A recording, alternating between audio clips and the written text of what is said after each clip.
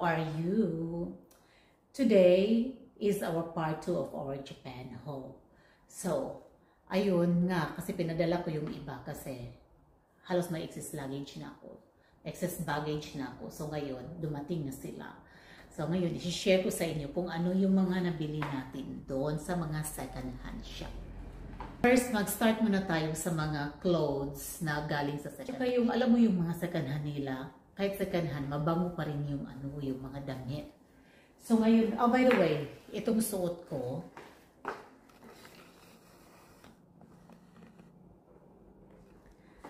so, itong suot ko, guys, is galing din doon. Burberry siya, di ba?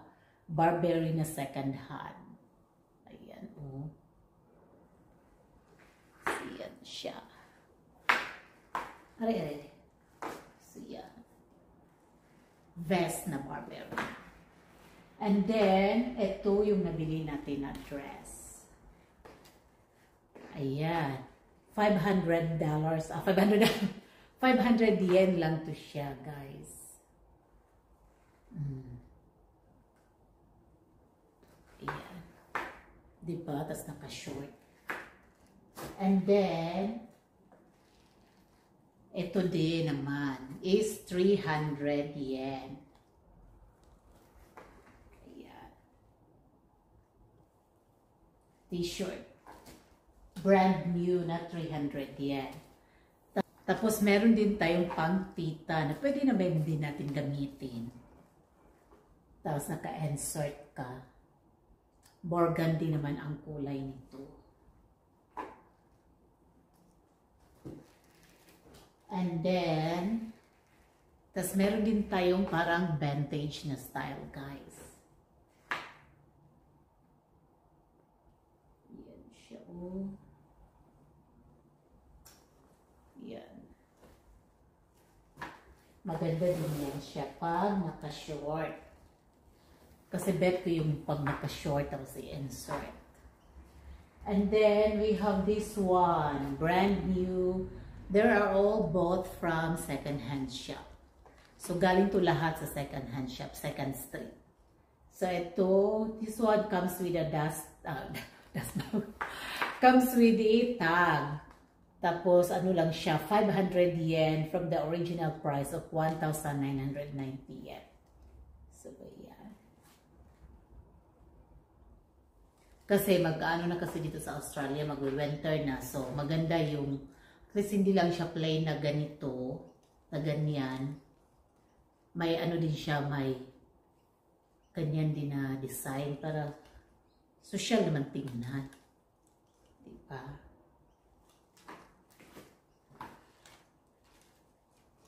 Tapos, meron din tayong black. Itong black, napakaganda niya, guys. Lace. Ayan siya, oh. Lace yung sleeve niya, di ba? Pero ito sila, yung iba nito, kasi mga maliliit, ibebenta ko din naman ito. Tapos, meron tayong mga scarf. May mga scarf din tayong nabili. Branded. And I have here a Gucci. Sa katangahan ko, guys, sinoke ko ba naman sa bleached whitening yung yung scarf. Buti na lang, 3 lang yung sinoke ko. Ngayon, nag-color transfer siya. So, nagiging na-destroy tuloy siya. Ayan, may mga yung kulay, oh. Color transfer siya, kaloka. Buti na lang din, mura lang yung bili ko nito. So, ito, we have here Gucci scarf. Gucci scarf, I bought this one for maybe 5,000 yen only. 5,000 yen. So, Gucci. May mga mura ka talaga makikita pag dun ka sa mga pupunta, mga province area ng Japan. Kasi pag sa mga city ka kasi halukay, ang mamahal na. And then this one is Chanel, na color transfer din siya, guys. My God, and how much is this one? 1,220 yen only. Chanel. 1,220 yen na Chanel. My goodness. Di yan fake ha. Original yan.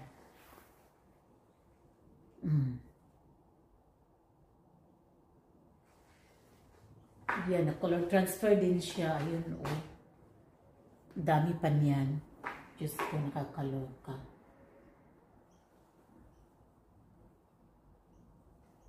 Alam niyo ba guys, pwede itong mga ganito, pwede niyo siyang gawing belt, style niyo.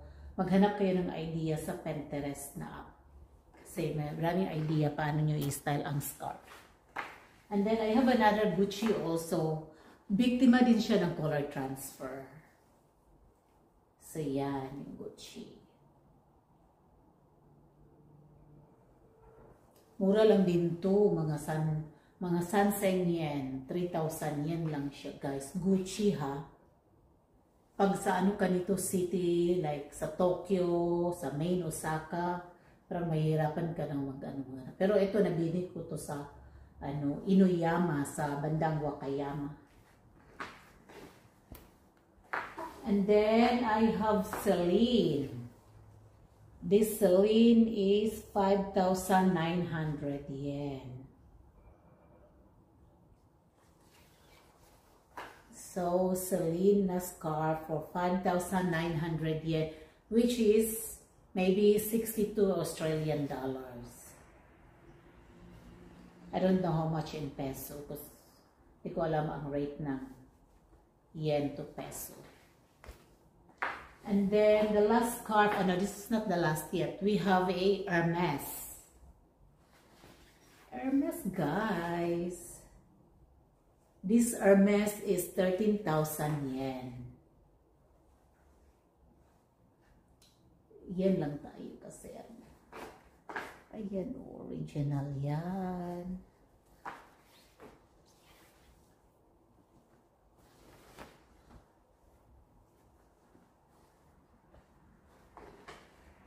And then last card is we have Christian Dior. This Christian Dior is 1,000 yen something.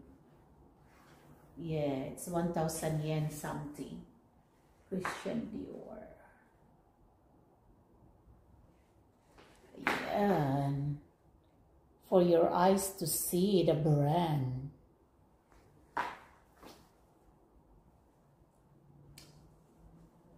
Ito naman sila, ibenta ko to sa mga, sa Vestair, or baka may Pilipinang interested. And then, I have also a Givenchy na plate. Ayan. Pakita ko sa inyo ang laman, ha? Kung anong design ito. Binili ko to siya kasi meron din kasi akong cup and saucer na ganitong design. So, ipapartner ko siya. Bali, 5 saucer and 1 big plate. So, yan siya, guys. Ayan.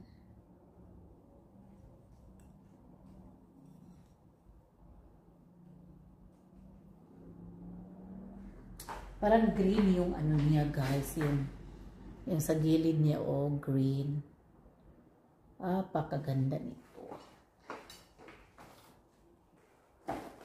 And, buti na lang guys, hindi siya nabasa. Diyos ko.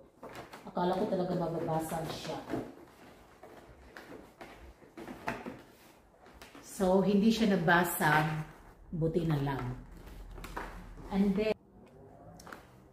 meron din tayong Givenchy guys na cup and saucer. 2 piraso naman ito. Nabili ko lang siya ng 1,600 yen. Diba? Unused with box for 1,600 yen. 2 piraso siya guys.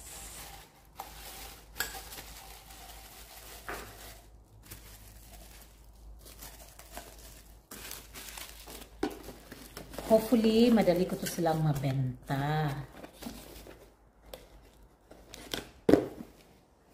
Meron din tayong coach na ano siya, na cup. Cup lang siya, cup. So, yeah.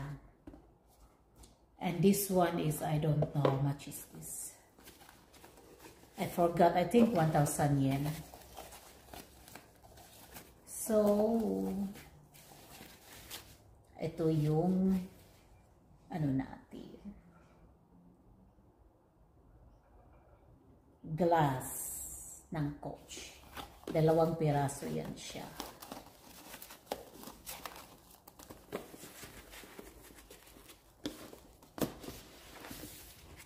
And then we have Givenchy.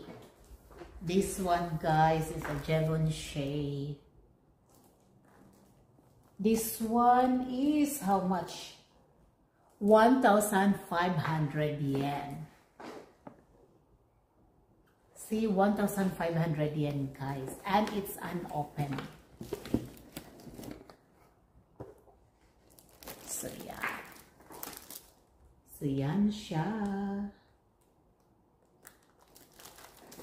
Ay, kung magtatanong kayo kung saan shop ko nakuha, huwag nyo nang tanungin kasi di ba nagda-drive around kami ng Japan. So, kung saan-saan ko na lang sila nakukuha. I have here a Givenchy na earrings. Vintage siya na earrings. So, ganyan siya, guys. Clip-on. Ang clip-on, guys, kahit clip-on siya, hindi siya natatanggal. At hindi nalalaglag. Maganda pa siya sa ano. Ayan, oh.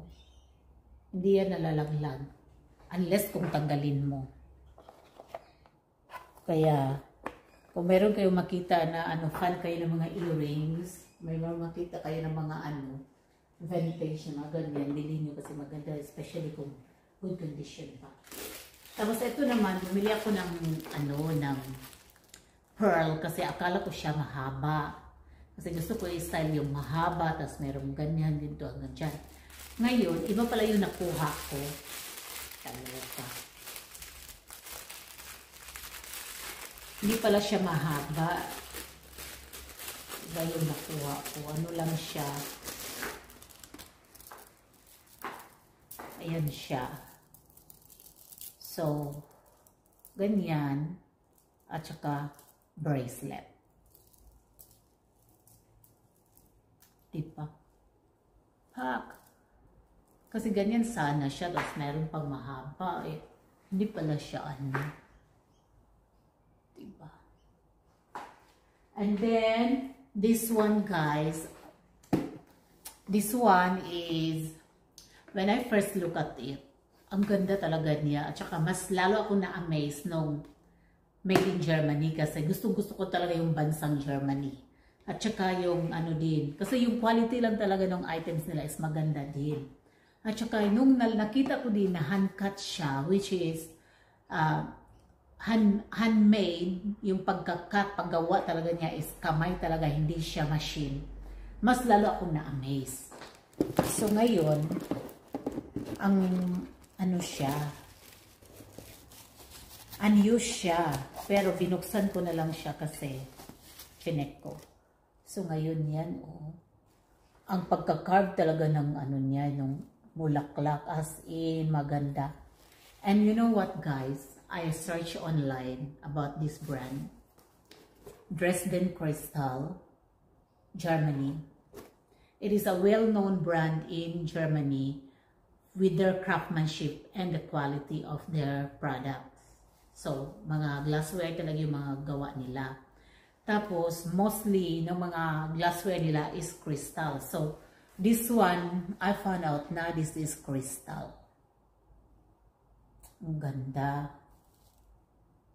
So, 2 piraso in 1 box. Ay, parang gusto kong magnegosyo ng ano, mga ganito dun sa Pilipinas.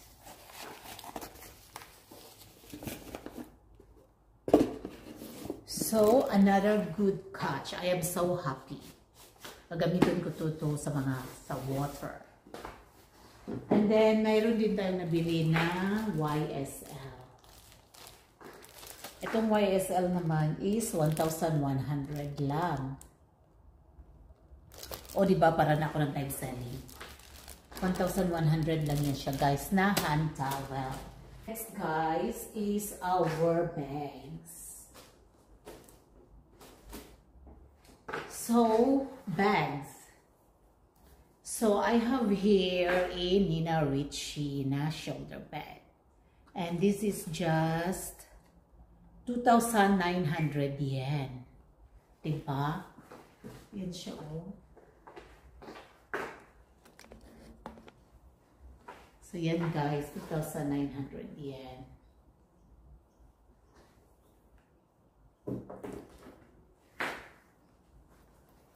Ayan siya. 2,900 yen. 2,900 yen, guys. Napakaganda. Very shiny pa yung hardware niya. Yan, oh. Diba?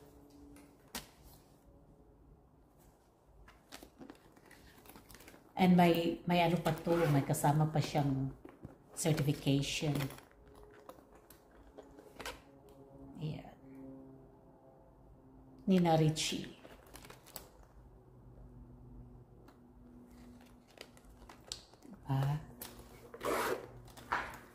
And then, meron din tayong isa pa, Lancel naman. Si Lancel.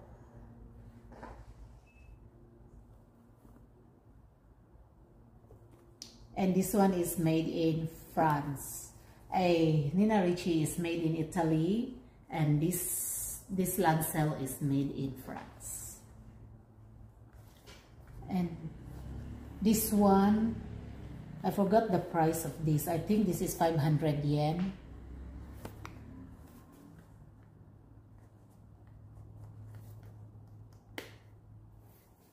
Yan, oh. Diba? Ganyan siya.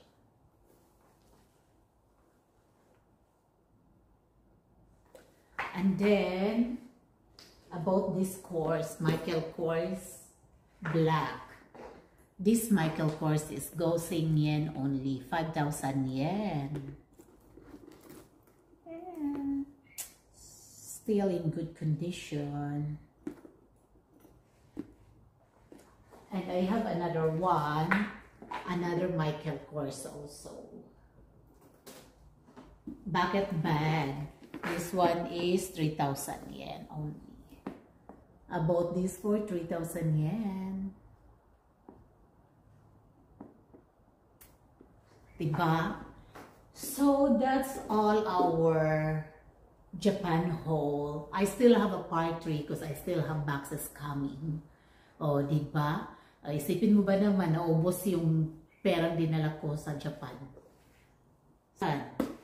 Okay, so yun lang yung mga ano guys, mga nabili ko sa Japan ang last vacation.